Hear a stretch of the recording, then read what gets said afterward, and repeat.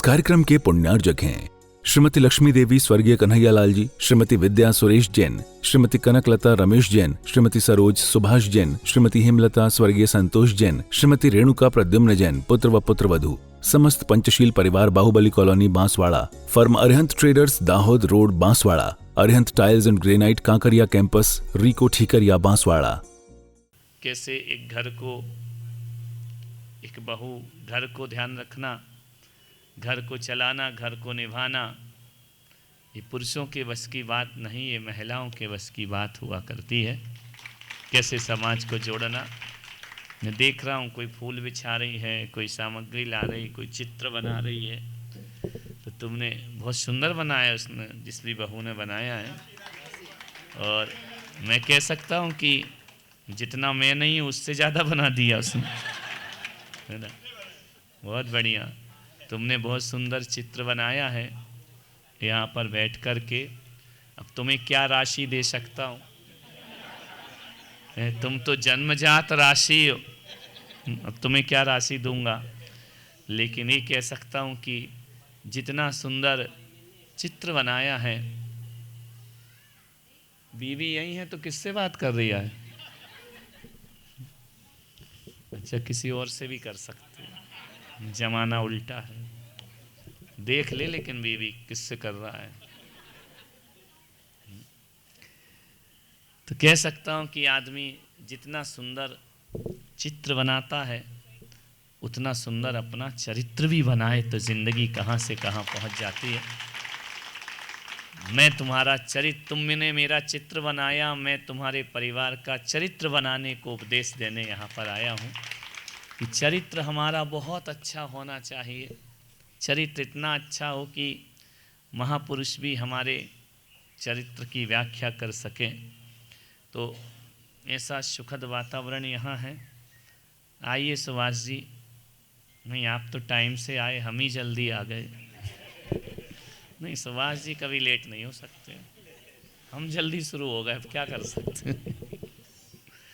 तो एक बहू पूरे घर को कैसे जोड़ती है, एक महिला कैसे पूरे घर को एक मंदिर जैसा बना देती है, जीवन वही सार्थक है। लोग मंदिरों में जाके क्या दुआ मांगते हैं कि हमारे घर में खुशहाली रहे, हमारे घर में सुख शांति रहे, हमारे घर में सब हिल मिल कर रहें। और मंदिरों में इसके ज़्यादा मांगा क्या जाता है, यही मांगा जाता है। और मैं कहता हूँ कि ईश्वर भी उनका ही साथ देता है, हर किसी का साथ ईश्वर नहीं देता है, उन्हीं का साथ देता है जो कर्म करना जानते हैं। और जो कर्म करना नहीं जानते, भगवान भी उनका साथ छोड़ दिया करते हैं। आप जोड़ने का प्रयास करो, ईश्वर आपके साथ है, ईश्वर हमेशा आपके साथ है, यही ईश्वर का आशीर्वाद है। एक बहू थी, उसने, टाइम हो रहा है लेकिन ऐसे ही लगता है कि जो ढोलक जब बजती है ना, उसकी धुन पे सब नाचते हैं, वो ढोलक पे जो बीतती है वो ढोलक ही जानती है। वो कितनी पिटती है बेचारी, तुम्हें नचाने के लिए वो पिट रही है। विचार कर। तो एक बहू थी, बहुत समझदार बहू थी, बहुत विनयवान बहू थी, बहुत आचरणवान बहू थी। उस नगर में एक संत का आगमन हुआ, जैसे आज तुम्हारे यहाँ हो। क्या डिस्टर्ब है आंटी जी, बार बार उठ रही है? अच्छा, क्या बात है, पहले से बिठा देना था ना। बैठिए अंकल जी। नहीं नहीं, टेंशन मतलब बैठो, मेरी सभा में टेंशन होना ही नहीं। हम अपन छोटा बड़ा ऊंचा नीचा नहीं देखते ऐसा।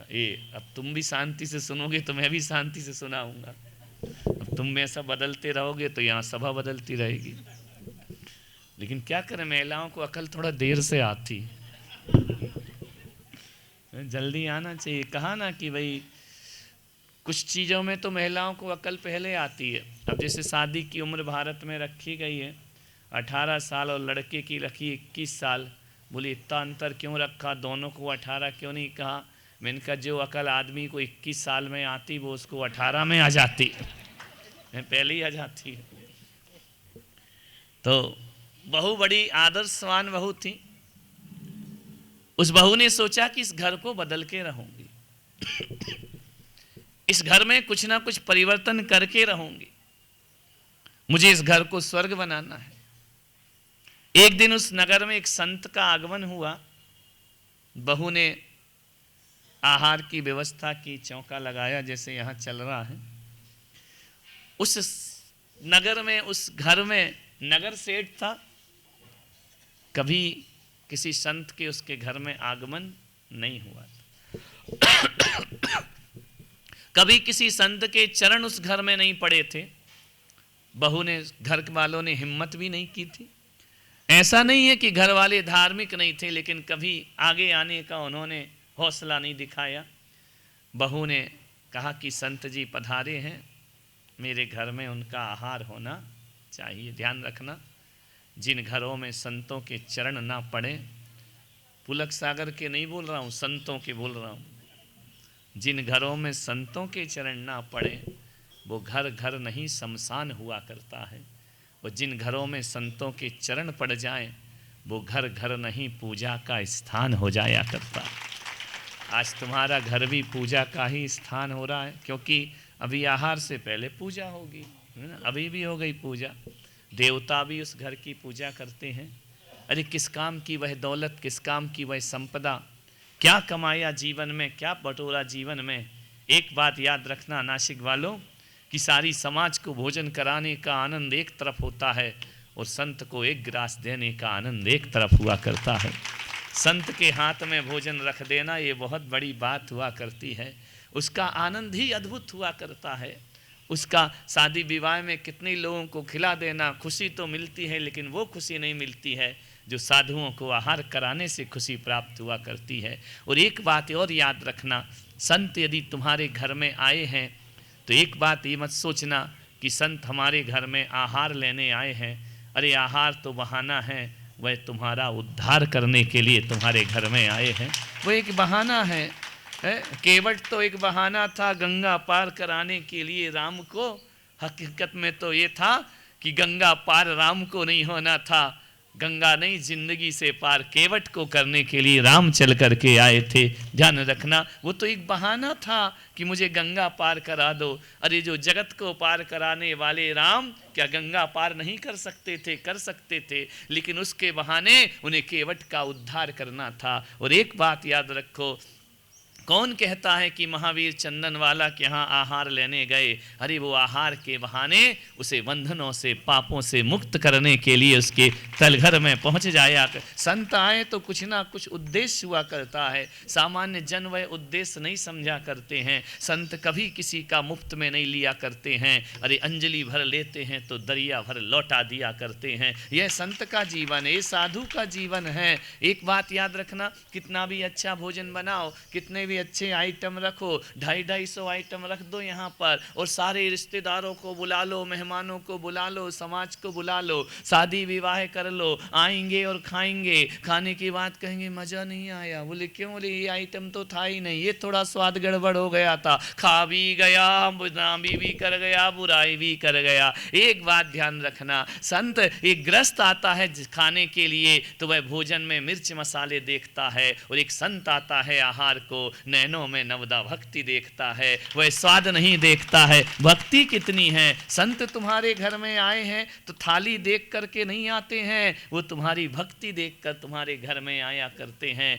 ध्यान रखना, कंवर साहब आएंगे, खाएंगे, खाने के बाद जमाई राजा टीका भी करवाएंगे, पैसे भी ले जाएंगे, और वहां जाके बुराई भी करेंगे। स्वागत सत्कार मजेदार नहीं हुआ है। संत क्या करता है? आता है, रहता है, खाता है, लेकर कुछ नहीं जाता है। ध्यान रखना, देकर ही जाता है। हम तो शाम का टिफिन भी लेकर के नहीं जाएंगे, तो टीका लगवाने की तो बात छोड़ो, हम पैसा लेकर के नहीं बल्कि तुम्हारा भंडार भर करके जाते हैं। वो साधु संत दुआएं मिला करती हैं संतों से, आशीर्वाद मिला करता है संतों से, वह अवसर आपको प्राप्त होता है। बहू ने सोचा आज इस घर को मंदिर बनाने का प्रयास करना है।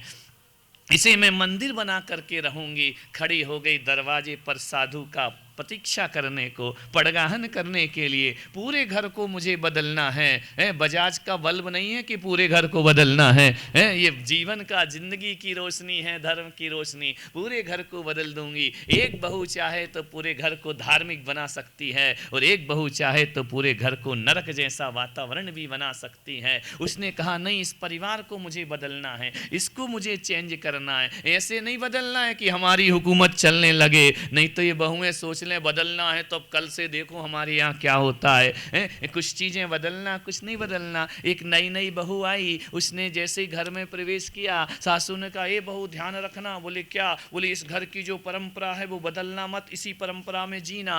बहू ने कहा, कोई चिंता मत करो अम्मा जी, मैं पूरी परंपरा निभाऊंगी। बोले बिल्कुल भी चेंज मत करना, हमारे पूर्वजों की परंपरा है। बोले बिल्कुल चेंज नहीं करूंगी। तो बोले तू क्या करेगी? बोले अम्मा जी मुझे समझा तो दो परंपरा क्या है। अरे बोले वो सब समझ जाएगी रहते रहते। बोले मैं बिल्कुल नहीं बदलूंगी, बहुत आदर्श बहू हूं मैं, तुम्हारे घर के कोई रीति रिवाज नहीं बदलूंगी। सासू रोज झाड़ू लगाती है वही लगाएगी, जेठानी रोज खाना बनाती है वही बनाएगी, है देवरानी रोज पोछा करती है वही करेगी, ननंद कपड़े धोती है वही धोगी। कसम खा रही हूं अम्मा, इस घर की कोई परंपरा नहीं बदलूंगी, ध्यान रखना। विचार कर, ऐसा मत कर देना लफड़ा, कुछ नहीं, जो जो काम करता है वही करूंगी, और मैं तो भोजन करूंगी और आराम से सो जाऊंगी। ऐसा मत सोचना। बहू ने कहा, इस घर को धार्मिक बनाने का मेरा फर्ज हुआ करता है। पड़गाहन किया, मुनि महाराज आ गए। महाराज आ गए, आहार चल रहे हैं, आहार कक्ष में आहार हुआ तो मुनि ने पूछा, मुनि महाराज ने कि महाराज मैं आपसे एक प्रश्न कर सकती हूँ? मुनि ने कहा करो प्रश्न, क्या कर रहे हो? बोले महाराज एक बात बताओ, इतने जल्दी क्यों आ गए? अरे इतने जल्दी? ससुर जी लेटे हुए थे पलंग पे, बोले 10 बज रहे, आहार का समय है 10 बज गए मेरे घड़ी में, तो यहाँ थोड़ा लेट मिलेगा। तो बहू ने पूछा कि ये बताओ इतने जल्दी क्यों आ गए? तो संत ने कहा कि बेटा हमें समय का पता नहीं था, समय का पता नहीं था। ससुर ने कहा, बहू ने पूरी नाक कटा दी आज मेरी धर्म में। बोले क्यों? साधुओं से ऐसा पूछना चाहिए, इतने जल्दी क्यों आ गए? और चलो बहू तो बुद्धू की बुद्धू है, लेकिन ये महाराज भी थोड़े गड़बड़ लग रहे हैं, दिमाग से किसके हुए? बोले क्यों? बोले कह रहे कि समय का पता नहीं था, इनको घड़ी देखना नहीं आती है क्या? अब संत ने कहा समय का पता नहीं था। तो साधु ने पूछा, एक बात बता बेटा, मैं तेरे से एक प्रश्न पूछ सकता हूँ? बहू ने कहा पूछो गुरुदेव, क्या प्रश्न पूछ रहे हैं? बोले बेटा एक बात बता, तेरी उम्र क्या है? ससुर ने कहा गए दिमाग से, महाराज गए काम से। बोले क्यों? जबकि मालूम है, बोले पुरुषों से इनकम नहीं पूछी जाती और महिलाओं से एज नहीं पूछी जाती है। ये तो कम ही बताएंगी, ज्यादा कैसे बता देंगी? 2 महिलाएं ट्रेन में सफर कर रही थी, नीचे बैठी थी, नीचे वाली बर्थ पे एक आदमी ऊपर सो रहा था, और ऊपर सोते सोते क्या वकील साहब ही सो रहे होंगे और कौन सो रहा होगा? ट्रेन में सफर चल रहा था, 2 महिलाएं बात कर रही थी, एक 30 साल की, एक 40 साल की। पहली वाली ने पूछा, बोला तेरी उम्र क्या है? बोले नहीं कोई ज्यादा नहीं बताओ तो उम्र क्या है? बोले 25 साल। 30 साल वाली बता रही 25 साल, 40 साल की बेटी थी। बोले बहन तेरी उम्र क्या है? बोले मेरी तो 10-12 साल होगी। इतना सुना वकील साहब ने धड़ाम से बर्थ से नीचे गिरे। उनका क्या घोटाला हो रहा है? 10 साल बता रही, नीचे गिर गए। दोनों महिलाओं ने कहा क्या हुआ? बोले मैं तो अभी पैदा ही हुआ। जब तुम्हारी उम्र इतनी कम है तो हम तो अभी पैदा ही हो रहे हैं, ध्यान। तो संत ने कहा यार महिलाओं से कभी उम्र नहीं पूछी जाती है। अभी पुलक मंच का चल रहा है ना, अब देखूंगा मैं जब उसमें फॉर्म भरेंगे ना, तो ये वाली फोटो नहीं लगेगी, वो 10 साल पुरानी जिसमें थोड़ी स्मार्ट सी हैंडसम सी दिख रही है। ओरिजिनल तो लगाएंगे नहीं, क्या मतलब है? नहीं तो क्या मतलब, फोटो ही बेकार हो गई है। तो उम्र कभी महिलाओं से, तो मालूम है बड़ी विनम्रता से उस बालिका ने कहा, उस बहू ने कहा कि महाराज मेरी उम्र तो 5 साल है। अरे ससुर का दिमाग खराब, 30 साल की बहू लाया हूं और उम्र बता रही है 5 साल।